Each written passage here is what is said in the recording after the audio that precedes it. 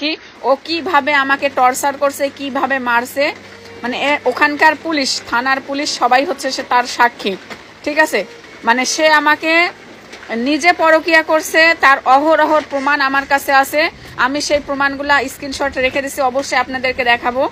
সে আমার যে ফলোয়ার আমাকে ফোন দেয় আমার সাথে কথা বলার জন্য, সে তাদের সাথে বিভিন্ন রকমের বাজে ব্যবহার করে, বাজে ভিডিও পাঠায়, তাদেরকে বাজে ইঙ্গিত দেয়, এরকম অনেক অনেক মেসেজ আছে। আবার কি বলো, মুখে আনাও পাপ।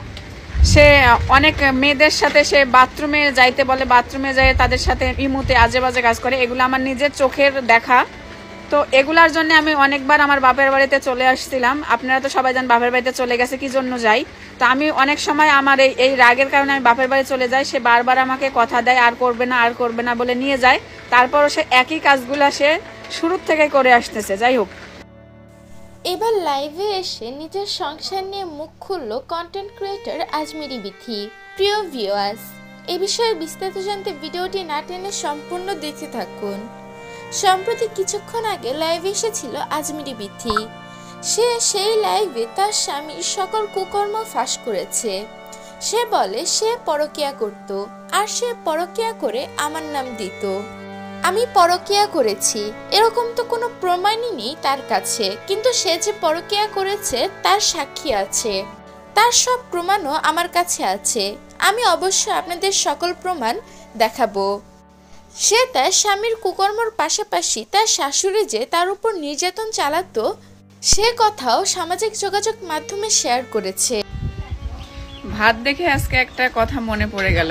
যাই হোক, আপুদের কাছে আমার প্রশ্ন, আপনারা মানে বাবু হওয়ার পরে সিজারে বাবু হওয়ার পরে কতদিন পর রান্না বান্না করছেন? এটা আপনাদের কাছে আমার প্রশ্ন। আর আমি করছি হাসপাতালে 3 দিন ছিলাম, সিজারের পর 3 দিন হাসপাতালে ছিলাম। সেখান থেকে আসছি 3 দিন পরে বাসায় আসছি। বাসায় এসে তার পরের দিন থেকে আমাকে রান্না করতে হয়েছে। হ্যাঁ, আমার শাশুড়ি একদিন রান্না করে দিয়েছিল, তারপর হচ্ছে আমি শুয়েছিলাম। আমার হাজবেন্ডকে মানিককে আমি 2 বার খাইতে ডাকছি, সেটাতে তার মানে ডাকানো হয়নি। ওই ডাক 2 বার ডাকছি, ডাকা হয়নি, সেজন্য তাকে 3 বার মেরে মেডিকেলে পাঠিয়েছে, একবার কুষ্টিয়াতে, 2 বার রাজশাহীতে।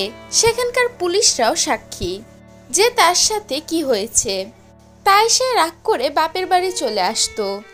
তার স্বামীর নাকি ফোনে নানান মেয়েদের সাথে সম্পর্ক ছিল, প্রায় সময় ভিডিও কলে যেত।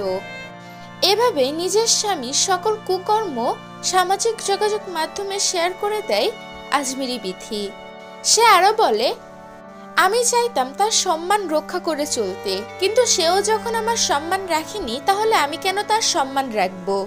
প্রিয় ভিউয়ার্স, তাদের এই কথা নিয়ে আপনাদের কি মন্তব্য তা জানিয়ে দেবেন আমাদের কমেন্ট